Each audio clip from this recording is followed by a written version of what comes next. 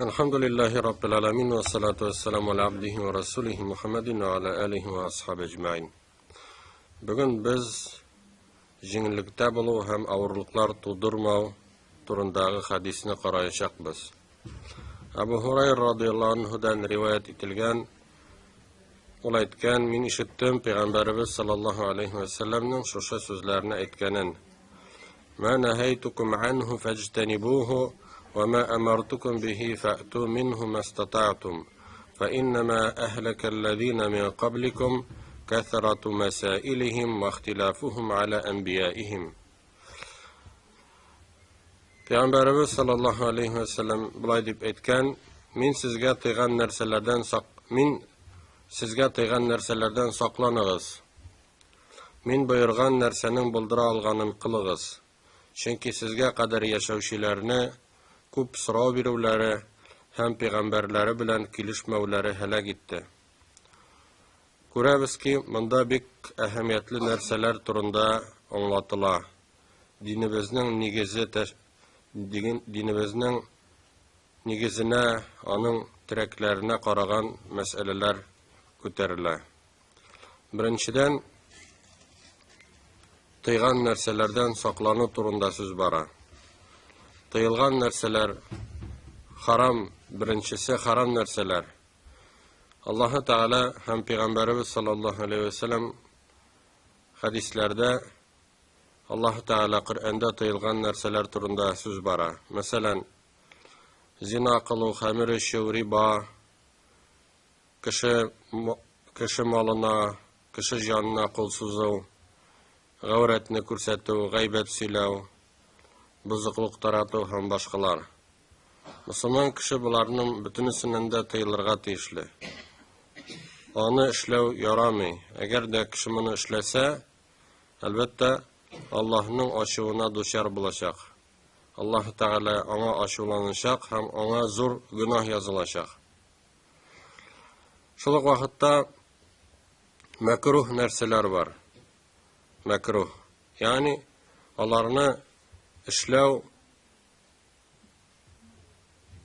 шулай ук инде хупланылмый. Мәсәлән, мәчеткә барганда, намазга килгәндә, сарымсак яки суган ашап килү кебек.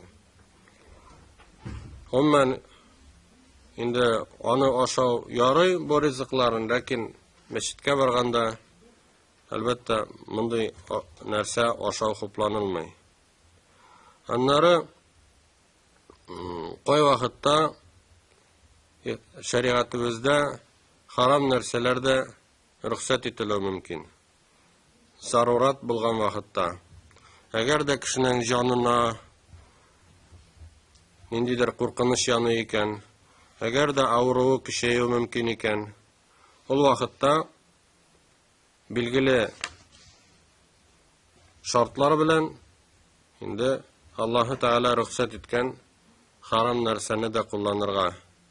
Коръәндә булай дип әйтелгән: "Аъуду биллаһи минәш шәйтанир раҗим. فَمَنِ اضْطُرَّ غَيْرَ بَاغٍ وَلَا عَادٍ فَلَا إِثْمَ عَلَيْهِ إِنَّ اللَّهَ غَفُورٌ رَحِيمٌ." Кем дә булса, харамның үзен теләмичә һәм шикләрне үтмичә моны ашарга мәҗбүр булса, аңа гөнаһ булмаячак. Чынлыкта Аллаһ Тәгалә гафу итүче, мәрхәмәтле. Димәк, әгәр дә кешегә харамнан башка ашарга бер нәрсә дә булмаса, һәм үзенең җанын саклар өчен генә, ул шушы харам ризыкны ашый ала. Ләкин инде теге туйганчы ашау дигән мәгънәдә түгел, һәм аны җыеп кую дигән мәгънәдә түгел, ә инде үзенең җанын саклар өчен генә. Менә шушындый вакытларда, димәк, харам да рөхсәт ителә, ләкин инде шикләрне үтмәскә кирәк. Һәм аңларга кирәк, инде без аны күп итеп кулланмыйбыз, үзебезгә кирәген генә кулланабыз. Шушы җаныбызны саклар өчен генә. Аннары кайберләр шушы дөнья малына кызыгып, үзләренең байлыкларын арттырыр өчен харам нәрсәләрне дә кулланалар. Әйтәләр, миңа ди акча җитмиде. Һәм инде ул риба белән шөгыльләнә башлый. Һәм үзен аклый, менә бит ди. Акча аз дим, мин ярлы яшим ди. Шуңа да мин риба процент белән шөгыльләнәм дип әйтә. Ягъни әгәр дә инде кеше менә бу вакытта әлбәттә берничек тә харамны куллану акланылмый. Әгәр дә кеше үзенең хәлен яхшыртырга тели икән, зуррак йортта яшәргә тели икән, затлырак машинада йөрергә тели икән һәм шушы максатын тормышка ашырыр өчен ул харамга керсә, әлбәттә бу инде гөнаһ кылучы була, зур гөнаһ кылучы була. Аннары Пәйгамбәребезнең хадисенә әйләнеп кайтабыз. Монда инде мин сезгә әмер ителгән нәрсәләрне хәлегездән килгәнчә үтәгез дигән. Булдыра алганын кылыгыз дигән. Димәк, буйруклар турында сүз бара. Буйруклар ике төрле була. Фарыз, ягъни мәҗбүри рәвештә эшләнергә тиеш гамәлләр.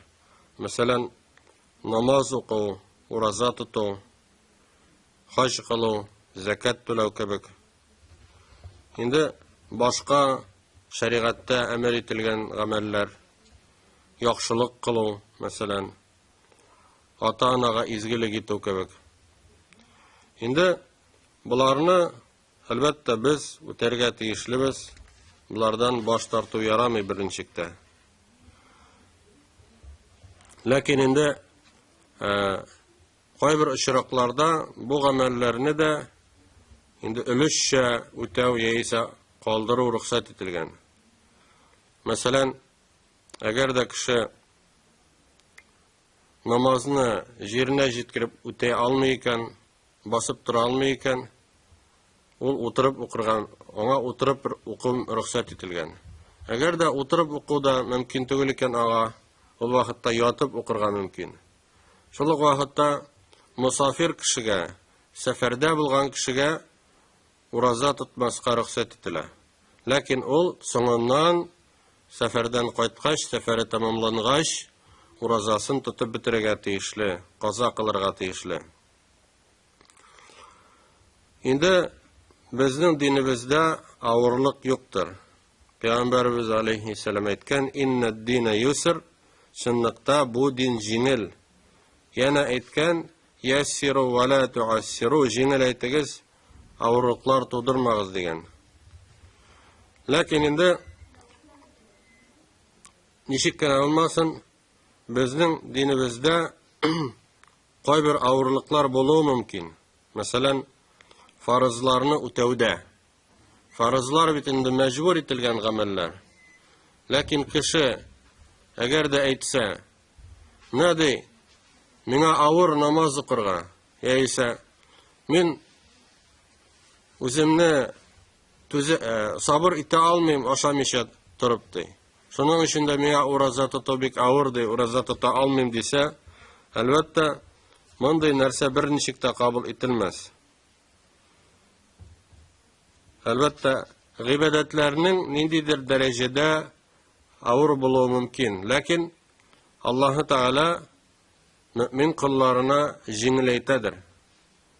Теге бөтенләй бер нәрсәдә эшләмичә, җиңел генә әйтеп, әлбәттә, Аллаһның ризалыгына ирешеп булмый, җәннәткә киреп булмый. Ниндидер нәрсә булырга мөмкин. Ләкин инде шул ук вакытта онытырга ярамый, безгә шушы бөтен нәрсәләрне эшләргә кирәк икәне турында. Әгәр дә, димәк, Аллаһ Тәгалә безгә тыйган икән ниндидер харамлардан, безгә иң әүвәл харамлардан тыелу таләп ителә. Инде күрәбез ки, фарызларны үтәүгә килгәндә, аны да үтәргә тиешлебез, ләкин кайбер очракларда буларны калдыру мөмкиндер. Шәригатьтә бәян ителгән очракларда. Аннары менә шушы харамлардан тыелу ул үзе гыйбадәттер. Пәйгамбәрбез саллаллаһу алейхи ва саллям әйткән: "Иттақил махарима такун а'бадан наси." Харам эшләрдән тыел, син ди иң күп гыйбадәт кылучы булырсың ди. Мәсәлән, харамларны без аңлыйбыз бит инде. Бәлки кеше яңарак намазга баскандыр. Инде намазга басканчы бәлки ул ниндидер харам нәрсәләр ашагандыр, харам эчемлекләр içкәндер. Менә ул тыела бу әйберләрдән. Ул тыела шушы харам ризыклардан, харам эчемлекләрдән зарарлы булганы өчен түгел, Аллаһ Тәгалә аны тыйганы өчен тыела.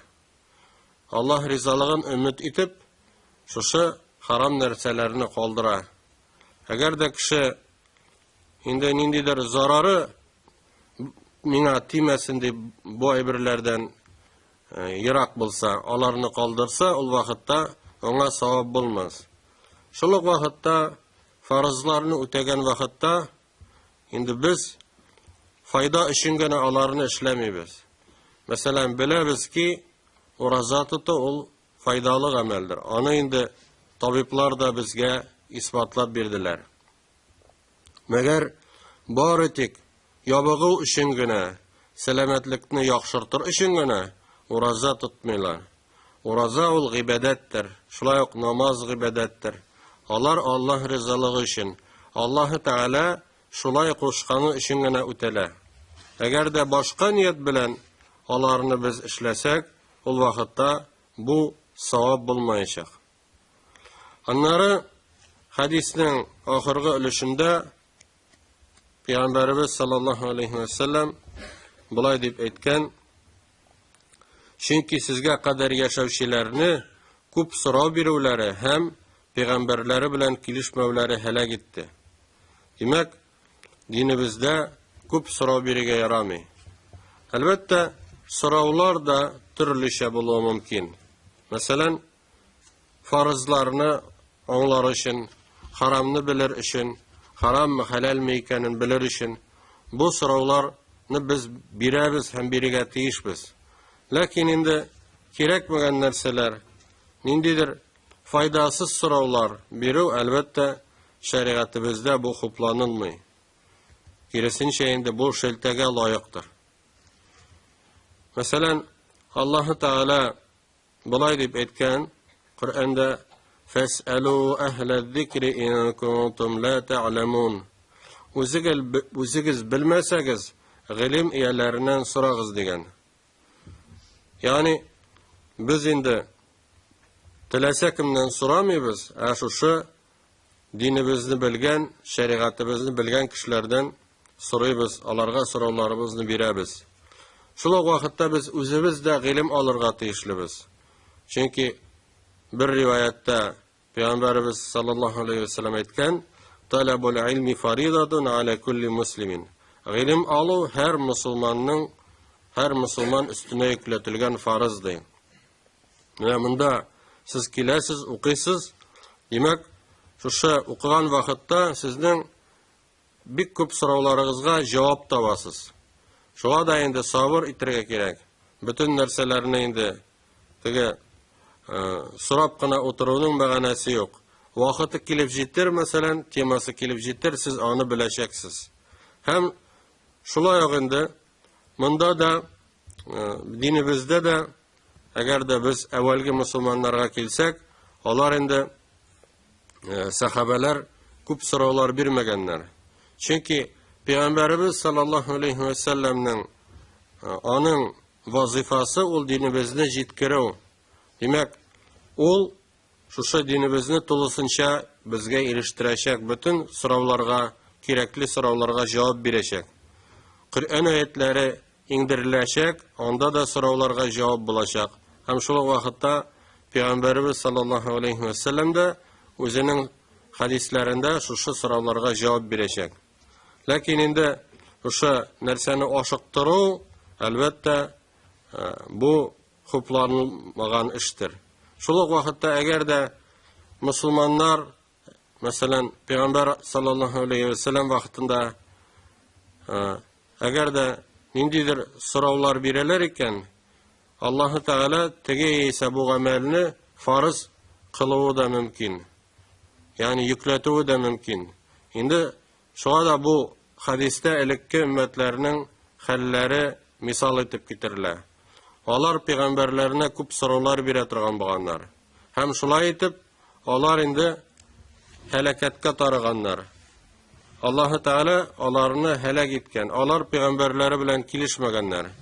Безнең бурыч итаат итү. Аллаһ кушканнарына һәм пәйгамбәрбез саллаллаһу алейхи ва сәлламнең әйткәннәренә буйсыну. Әгәр дә без шушы юл белән барсак, димәк инде без бу дөньяда да Аллаһның ризалыгына ирешәчәкбез һәм ахирәттә безне Аллаһның олы нигъмәте, җәннәт нигъмәтләре көтәчәк. Димәк, күрәбезки нинди әһәмиятле нәрсәләр турында пәйгамбәрбез саллаллаһу алейхи ва сәллям безгә аңлаткан. Аллаһы Тәгалә барчаларыбызга да хәерле һәм файдалы гыйлемнәр алырга һәм шушы гыйлемнәр белән гамәл кылырга насип әйләсен.